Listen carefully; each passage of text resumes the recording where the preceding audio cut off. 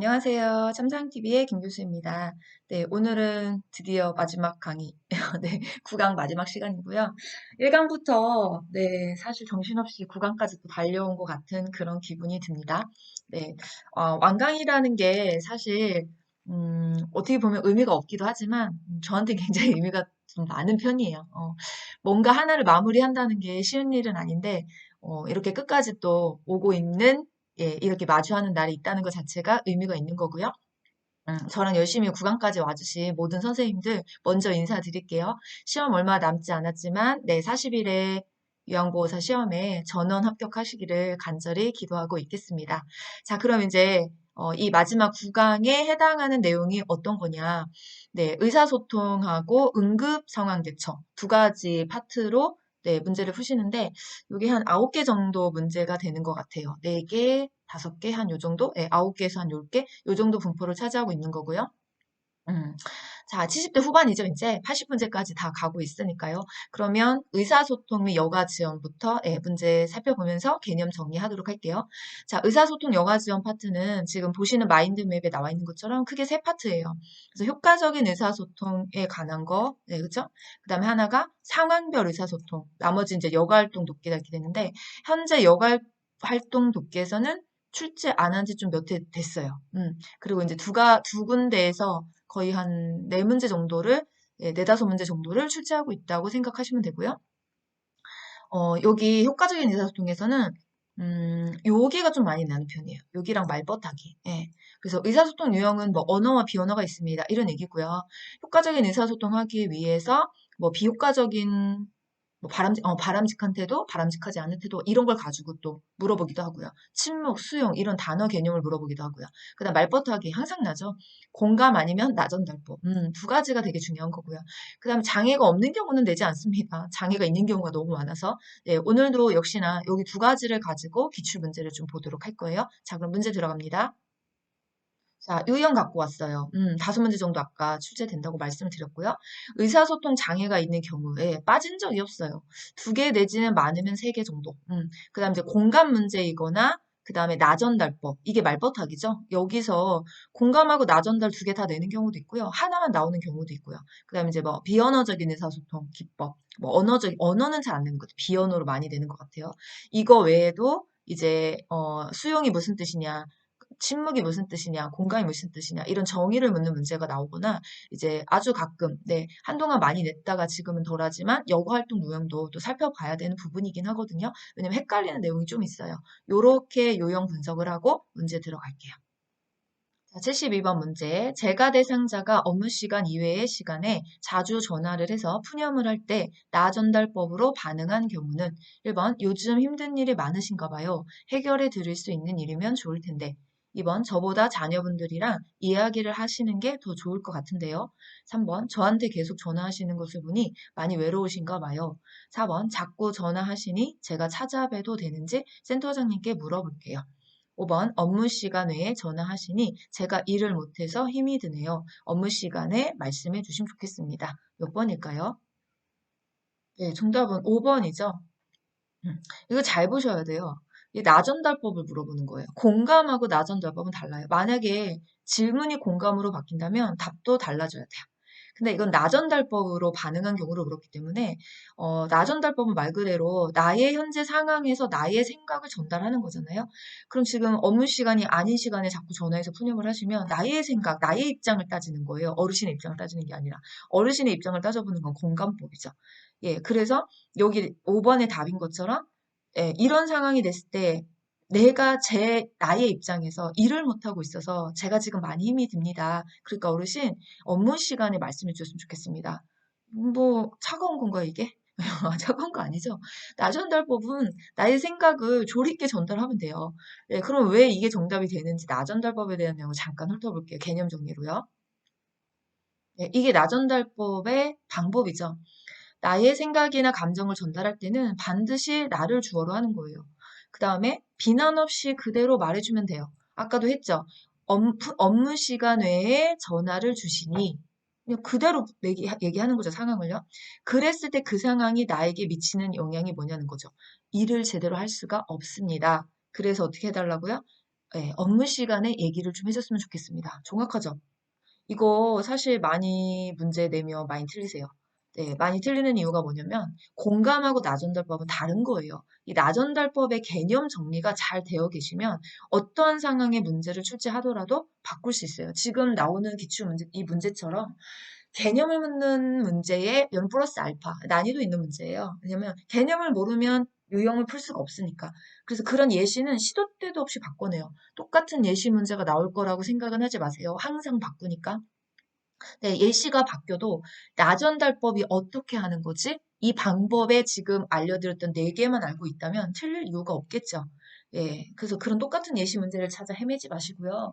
나전달법이 뭔지 잘 아까 문제를 푸시면서 헷갈린다면 요 네 개를 머릿속에 집어넣으세요. 네, 예, 콕콕 박으세요, 하나씩. 나를 주어로 한다.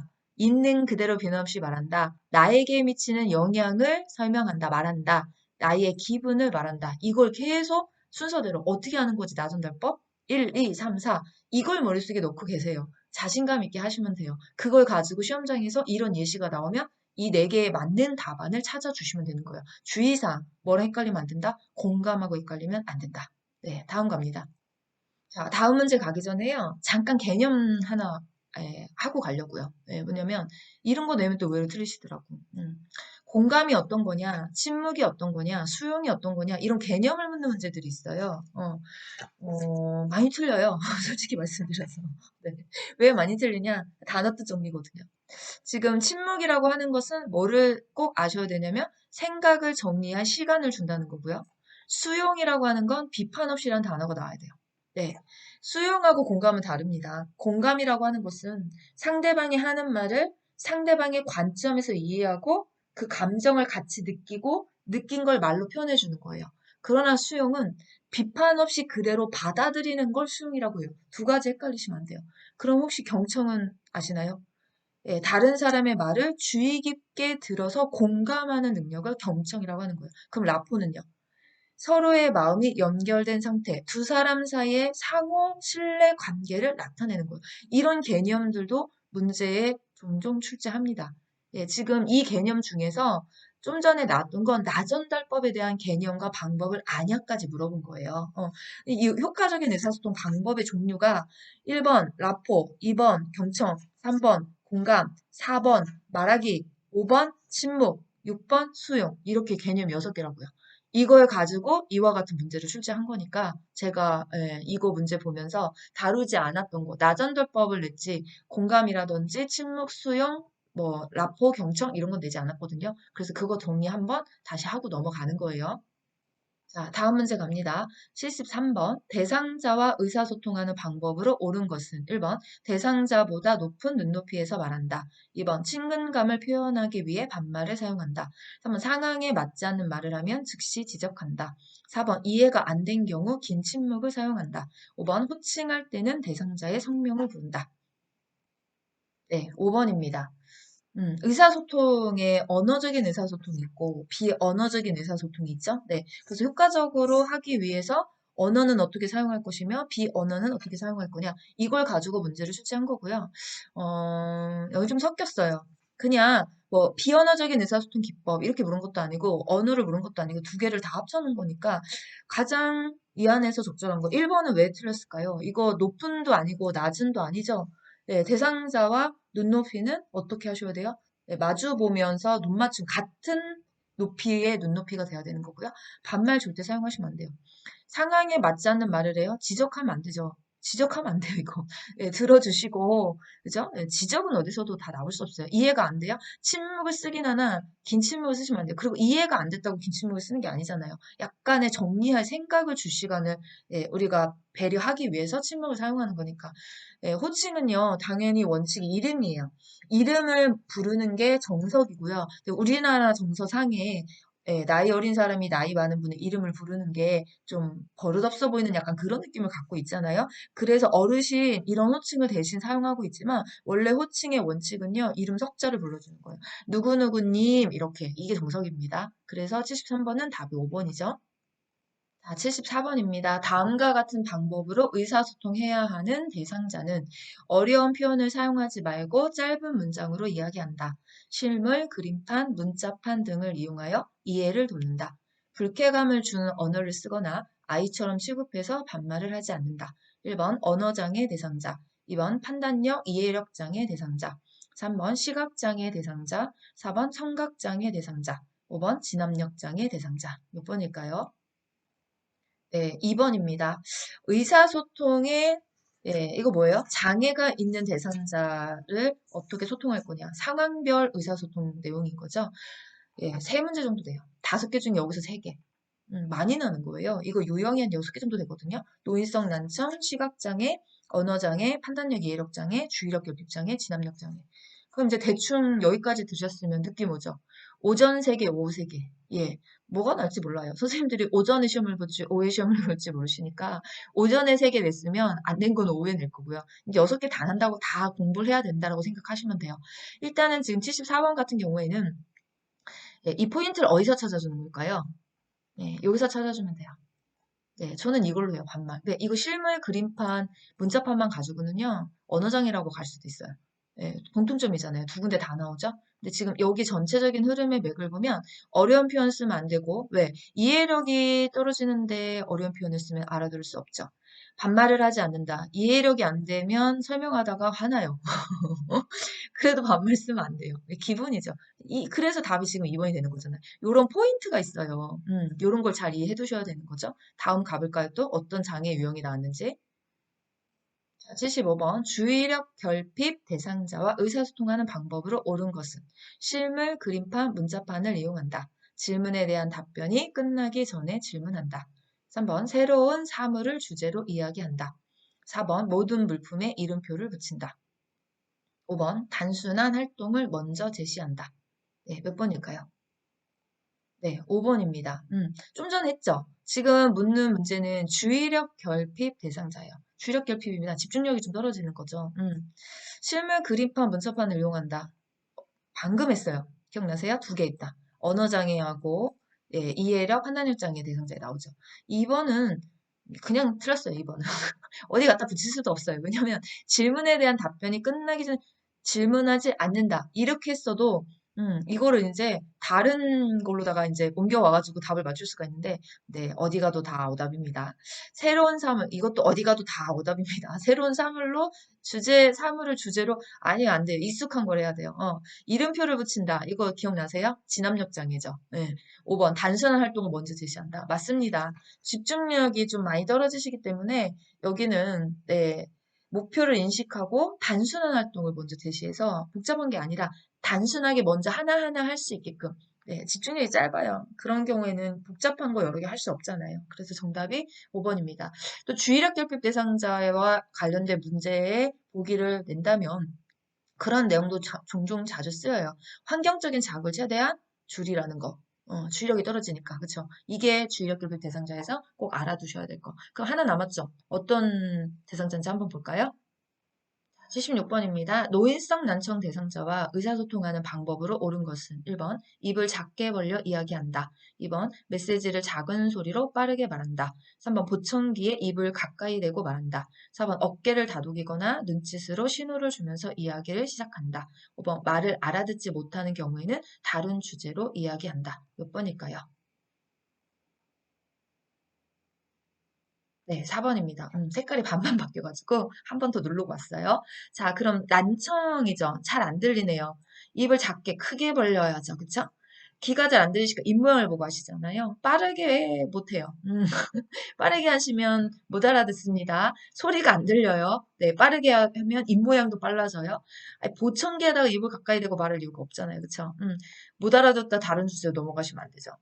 이분들은 소리만 못 듣는 거지, 몸짓이나 동작이나 이런 것들은 보이시니까 다 알아서 이해하실 수 있단 말이에요. 그래서 어깨를 다독이거나 눈짓으로 신호를 주면서 이야기를 시작하면, 아, 시작하는구나, 다 이해할 수 있습니다. 그게 4번. 그래서 정답이죠. 자, 문제에서도 물론 다뤘지만, 다루지 않았던 장애 유형도 있어요. 빠르게 정리하면서 한번 갈까요? 의사소통 장애가 있는 첫 번째 난청. 중요한 건 이 난청의 특징을 이해하시는 거예요. 예, 못 듣는다. 생각을 하고 상상을 해보시면 돼요. 만약에 못 듣는다면, 예, 여기 지금 나왔죠. 어깨를 두드리거나 신호를 주면서 입을 크게 벌려서 몸짓이나 얼굴 표정은 볼 수 있으니까 이걸로 이야기 전달하시고, 예, 그 다음에 보청기를 착용할 때는 입력은 크게, 들어오는 소리는 크게, 출력, 나가는 소리는 낮게. 이런 내용도 좀 기억하셔야 되겠고요. 다음에 시각장애. 네. 이쪽 저쪽 시각장애 안 보인다를 한번 상상하세요. 안 보이는 사람한테 일로 가세요. 이쪽으로 가세요. 저기로 가세요. 지시되면서 쓸 수 없죠. 방향은 사물의 위치는 항상 시계 방향 또는 대상자, 요양보호사가 아닌 대상자를 중심으로 오른쪽, 왼쪽을 정해서 예, 원칙을 설명해 주는 거죠. 그 다음에 이분들은 보이지는, 예, 이게 보이진 않아도 접촉이나 이런 건 다 느낄 수 있어요. 그래서 신체 접촉을 하기 전에 먼저 예, 이렇게 말을 예, 그죠? 예, 건네서 하시게 되면 눈에 보이지 않아도 소리는 들을 수가 있으니까 아, 누가 여기 왔구나 이런 거 알 수 있는 거죠. 그 다음에 이미지가 전달하기 어려우면 촉각은 되시잖아요. 눈만 안 보이는 거지. 그러니까 만져볼 수 있는 것도 하나의 의사소통 전달법입니다. 다음은 판단력 이해력 장애. 판단력 장애가 어떤 건지 아세요? 네, 일의 성격을 알지 못하면 판단력이에요. 그럼 이해력 장애, 이해력은 뭔지 아시나요? 의미를 파악할 수 없는 경우. 이런 개념 묻는 문제도 나오면 사실 종종 틀리세요. 잘 체크해 두시고요. 자, 그럼 이런 분들은 어려운 표현 쓰면 안 되고요. 짧은 문장으로 하셔야 되고, 불쾌감을 주는, 아까 나왔죠? 불쾌감을 주는 언어나 아이처럼 치고해서 반말 사용하시면 안 되고, 예, 이해가 잘 안 되시니까 보여주면 빨라요. 그래서 실물이나 그림판이나 문자판 같은 것들을 이용하면 좋습니다. 다음은 주의력 결핍 대상자. 여기 나와요. 주의가 산만하다. 명확하고 간단하고 단계적으로 하나씩 복잡하고 여러 개고 못해요. 그쵸? 구체적이고 익숙한 사물에 대해서 대화를 하면 좋고요. 아까 나왔죠? 단순한 활동을 제시해라. 그 다음에 집중이 잘 안 되니까 환경적인 자극은 최대한 줄인다는 거. 메시지는 천천히 조용히 반복해서 설명해라. 네, 이런 내용도 잘 기억하셔야죠. 자, 이제 마지막 유형 의사소통 장애. 이분들, 의사소통 장애라네. 진압력 장애. 예. 진압력 장애를 가지신 분들은, 진압력이 뭐예요, 이거? 시간, 장소, 사람, 요런 걸 진압력이라고 하죠. 요 날짜, 달력, 시계. 이거는 사실 이렇게 시간하고도 가까워요. 우리가 시간의 개념을 날짜랑, 뭐, 열이랑, 월이랑 이런 걸로 하잖아요. 그래서 시간, 장소, 사람에 대한 장애가 있으니까 그런 부분들을 자주 인식시켜 주시면 좋겠고, 또 모든 물품에 이름표를 붙여서 또는 그림이나 문자로 제시를 해주시면 좋습니다. 네, 여기까지 장애가 있는 분들의 유형이었어요. 자, 이제 다음 문제 갑니다. 네, 문제 가려고 했는데 하나 남았어요. 네, 여기 요 정서지원 중에서 요거 할 분이에요. 아까 유형에서도 말씀드렸지만 옛날에 많이 출제했다가 이제 한동안 출제가 안 되고 있거든요. 글쎄요, 이제 그냥 솔직히 말씀드리면 이런 기출 분석도요, 올해까지밖에 안 될 것 같아요. 내년에 CBT로 다 돌아가면, 아직 공지는 안 했는데요. CBT 컴퓨터 시험은요, 문제 은행 랜덤 방식이에요. 문제 이거 밖으로 유출 하나도 안 돼요. 예, 저도 이제 앞으로 CBT 시험이 돼서 어떻게 시험 대비를 해야 될지 사실은 머릿속이 굉장히 복잡하거든요. 예, 대충 맞출 수가 없어요. 기출 문제가 아예 유출이 안 되니까 밖으로 내보내질 않으니까 시험을 보신 분들한테 물어서 어떻게 나왔어요? 이렇게 묻는 방법밖에 없을 것 같아요. 그러니까 랜덤이라고 하는 건요, 돌려서 예, 몇백 개를 만들어 놓고요. 거기서 컴퓨터가 막 돌려가지고 네, A형, B형, C형, D형 뭐 이런 식으로 만들어 놓는 거거든요. 그래서 글쎄요, 그때 가면 어떻게 될지 모르겠지만 일단 11월 시험까지는 한번 또 유추해 보는 거예요. 예, 여가 활동 요령이 안 나왔으니까 나올 수도 있다면 한 문제 정도 나올 건데 그러면 뭘 위주로 출제가 되겠냐? 표만 보시면 돼요. 여기서 헷갈리는 거 제가 두 개 다 뽑아왔으니까요. 가족 중심은 가족이 들어가야 돼요. 가족 소품, 가족과의 대화, 예, 가족과 외식 나들이 이렇게 가는 거고, 소일은 텃밭야채 가꾸기, 식물 가꾸기, 신문 보기, 텔레비전 시청, 종이 접기, 퍼즐놀이 이렇게 돌아가는 거죠. 자기 개발 같은 경우에는 뭔가 나의 역량을 넓힐 수 있는, 그러니까 배우지 않으면 쉽게 할 수 없는 거 이런 내용들이 자기 개발 안에 들어있다고 생각하시면 돼요. 종이 접기, 퍼즐놀이 자기 개발 아닙니다. 소일입니다. 여기만 잘 구분해 두세요. 자, 그럼 이제 응급 가요. 자, 응급상황 대처는 크게 세 단원. 정의에 대해서, 응급처치의 정의에 대해서 묻는 단원, 그 다음에 원칙에 대해서 묻는 단원, 실제 상황을 주고 어떻게 할 건가요와 심폐소생술. 거의 여기서 내요. 네 문제 정도. 어, 음.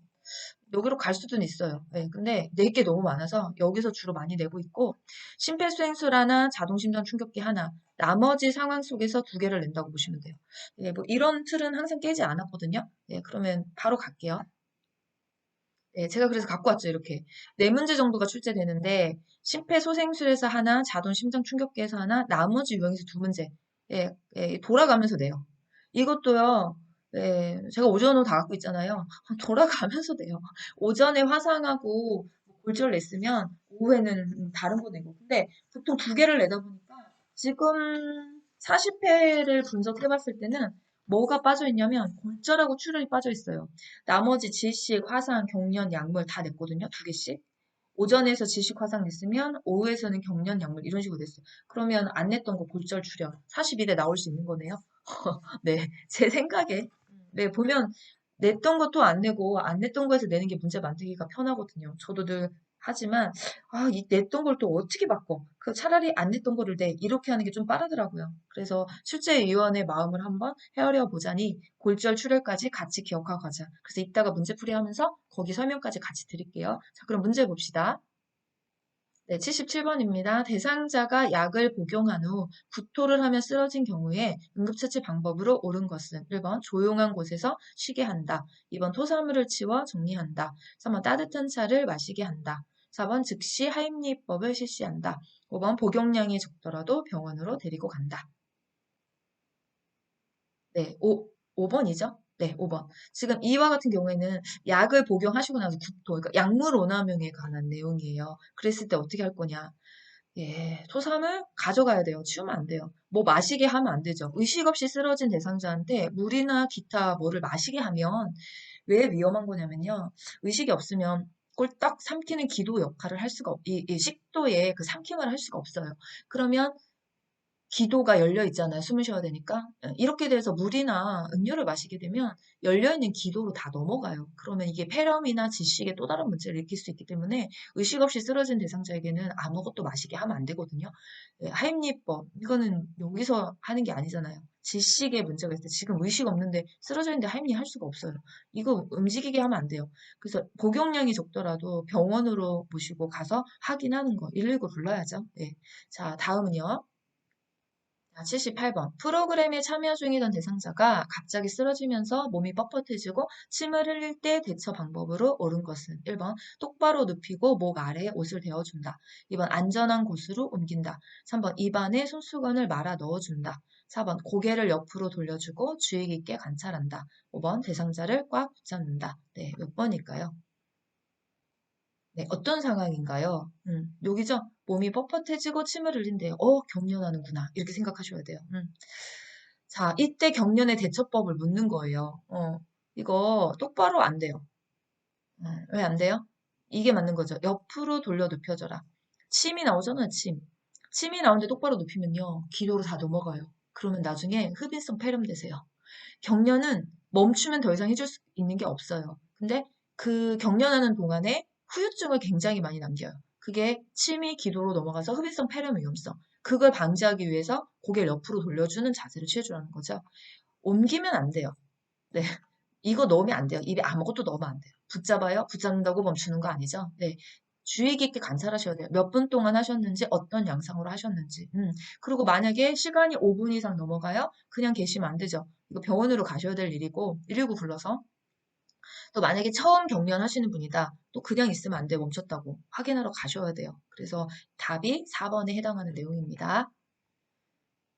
자, 제가 요번 기출에서는 두 개만 가지고 왔지만 경련하고 약물 갖고 왔잖아요.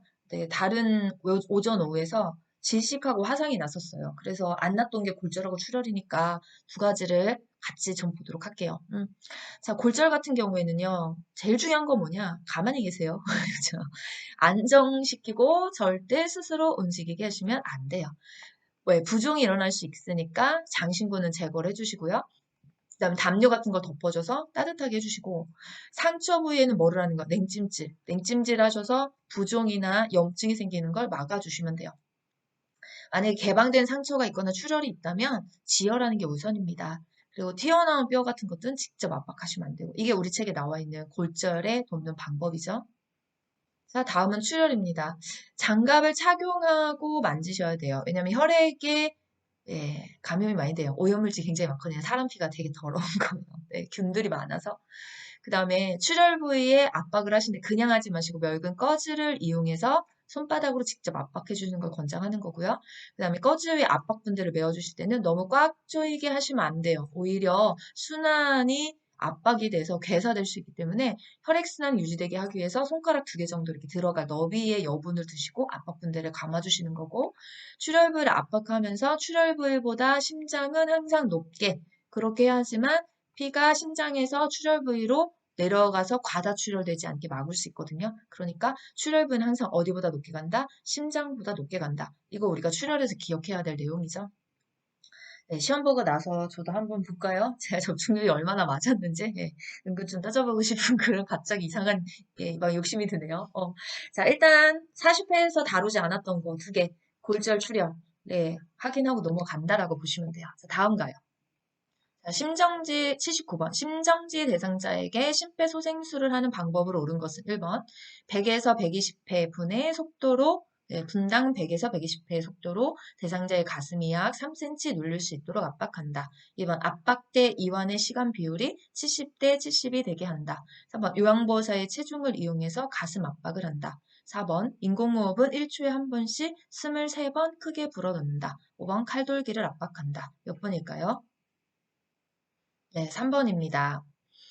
자, 1번은 속도는 맞아요. 가슴이 3cm가 아니라 5cm죠. 비율은 50대 50. 3번은 맞고요. 1초에 한 번씩은 맞아요. 3번이 아니라 2번이죠. 칼돌기 압박하시면 안 돼요. 자, 심폐소생술은 한 문제씩 꼭 출제하는 거고요.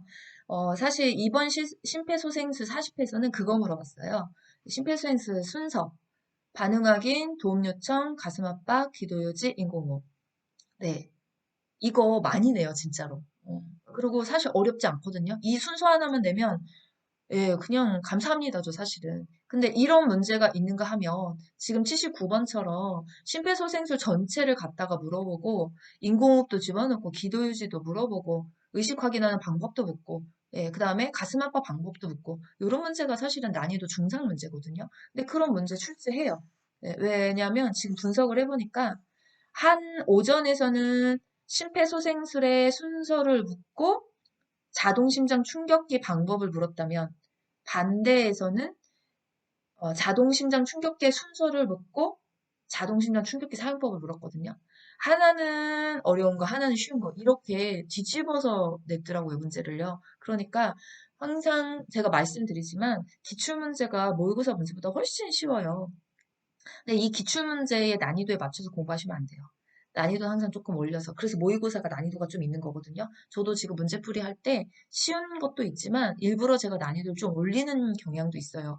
어렵게 공부하셔야 시험장 가서 쉽다 이렇게 말씀하실 거라서. 그럼 우리 심폐소생술 한 번쯤 훑어볼까요?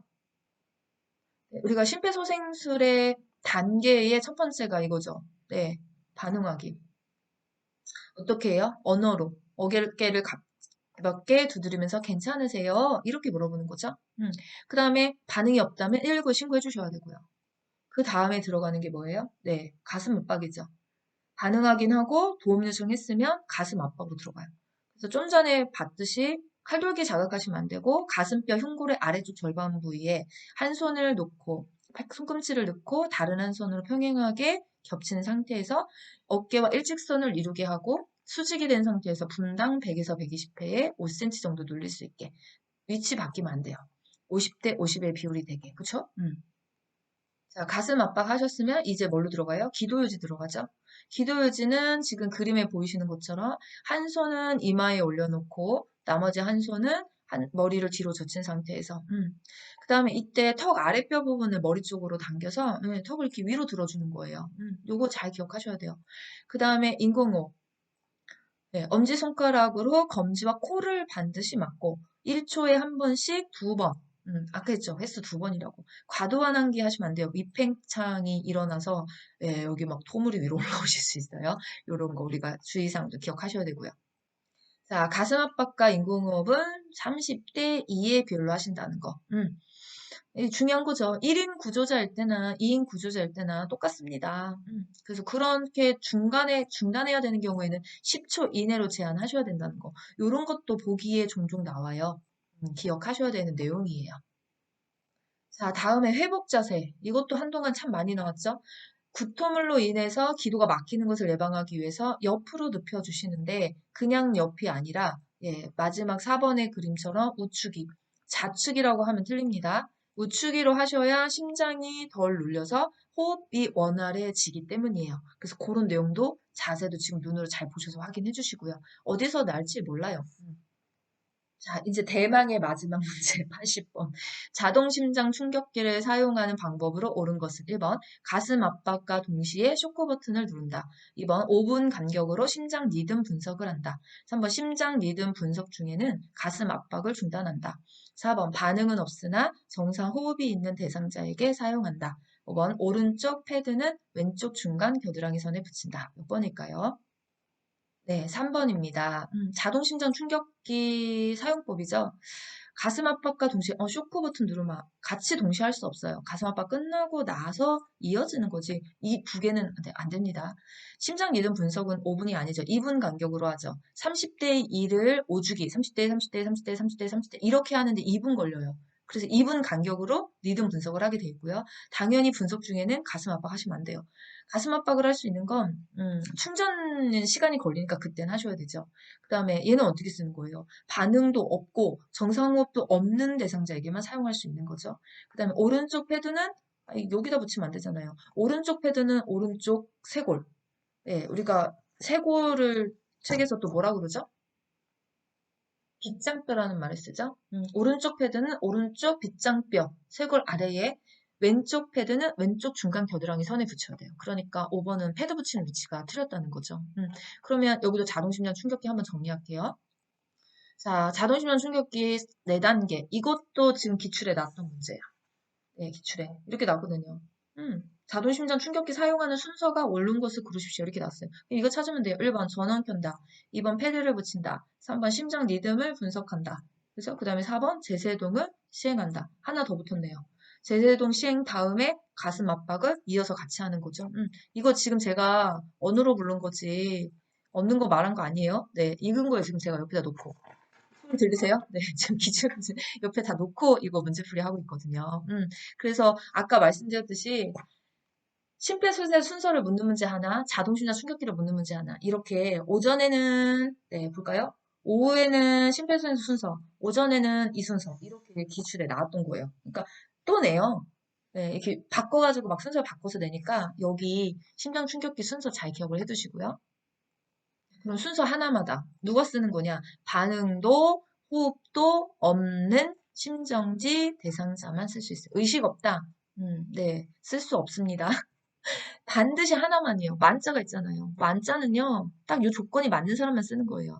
그 다음에 도착하면 지체 없이 사용하셔야 되고, 그 다음 패드를 붙이라고 했는데, 아까처럼 오른쪽 패드는 오른쪽 쇄골 빗장뼈 아래에, 왼쪽 패드는 왼쪽 중간 겨드랑이 선에 부착하시면 돼요. 요런 사진으로 확인하시고, 글씨는 이렇게 확인하시고. 다음은 심장 리듬을 분석하죠. 분석 중입니다. 라는 음성 지시가 나오면 멈추시고 손을 딱 대시고, 그쵸? 제세동이 필요합니다. 라는 소리와 함께 얘가 이제 충전에 들어가요. 여기 나오죠? 손 딱 뗐어요. 충전이 수초 이상 걸리니까 충전하실 때는 가슴 압박 시행해 주시면 돼요. 그리고 충전이 다 되면 깜빡이죠? 눌러달라고. 그럼 뭐라고 해요? 물러나세요. 라고 신호를 보내시고 그때 쇼크 버튼을 눌러주시면 됩니다. 이게 제세동 시행이잖아요. 자, 제세동을 시행하시고 나면 어떻게 하셔야 돼요? 즉시 다시 가슴 압박을 시작하셔야지만 돼요. 몇 분 간격으로요? 2분 간격으로 리듬은 자동 분석을 합니다. 언제 멈출 수 있냐? 119가 구급대 현장에 도착할 때까지 우리는 지속합니다. 자, 여기까지 하시면 이제 구강 기출 40회 기출 문제는 다 풀어봤다라고 생각하시면 돼요. 어떠셨나요? 하실만 하셨나요? 자, 일단은 끝이 또 아니니까요. 네, 아직 남았어요, 제가 해야 될 일이. 그거는 이따가 차후로 따로 공지는 드리긴 할 건데요. 이제 시험에 얼마 남지 않았으니까 제가 항상 하는 게 저 교육원 선생님들을 대상으로 사실은 진행을 하지만 뭐 유튜브는 누구나 들을 수 있는 거잖아요. 그래서 시험 보기 직전에 전체 특강 라이브를 한번 진행을 해요. 그래서 라이브에 대한 날짜가 제 개인 사정이 좀 일이 있어서 항상 토요일 날 했었는데 지금 이제 미리 살짝 공지를 하는 거예요. 현재 이번 주 일요일 날 오후에 좀 라이브 진행을 해야 될 것 같아요. 그래서 지난번 시험에 했던 라이브 내용과 뭐 별반 다르진 않아요. 근데 조금 몇 개만 좀 수정을 한 상태에서 조금 빠르게, 네, 제가 4시간을 해도 너무 힘들고요. 3시간을 해도 사실 라이브 힘들어요. 제가 제일 힘들어하는 게 라이브거든요. 아마 올해가 마지막이 되지 않을까 싶기도 하고요. 왜냐면 내년에 시험이 CBT로 바뀌면서 종잡을 수가 없어요. 뭐 모아서 한다는 것도 사실 쉬운 일이 아니라서 그건 차후에 제가 공지를 하겠는데요. 어쨌든 우리가 중요한 건 이번 시험에 맞춰서 준비까지 가는 게 제가 해야 될 일이다 보니까 네, 그 라이브는요. 제가 블로그를 통해서 다시 한번 공지를 드리도록 하겠습니다. 자, 어쨌든 여기까지 40회 기출문제 함께 풀어주셔서 감사하고요. 처음에 했던 말처럼 전원 모든 제 강의를 들어주신 분들은 다 합격되시기를 김 교수 간절히 기도하고 있겠습니다. 자, 오늘 여기까지 하겠습니다. 공부해 주셔서 감사합니다. 다음에 다른 영상으로 찾아뵙도록 하겠습니다. 수고하셨습니다.